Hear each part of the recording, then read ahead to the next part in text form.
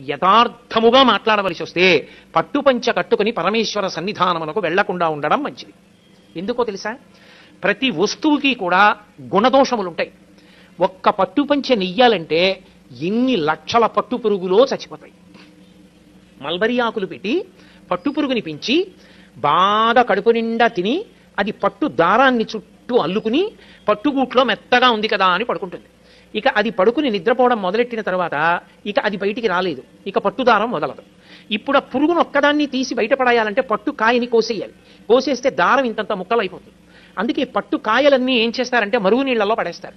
మరుగునీటిలో పడిపోగానే ఆ పట్టు పురుగుకి తెలివి వస్తుంది. అది బయటికి వెళ్ళిపోవాలని దారాల మధ్యలోంచి పెడుతున్న మరుగునీటికి శరీరం ఉడికిపోతుంటే గిల గిల గిల గిల కొట్టుకుంటుంది. కొట్టుకుని బయటికి వెళ్లే మార్గం లేక తాను అల్లుకున్న గూట్లో తానే చచ్చిపోతుంది.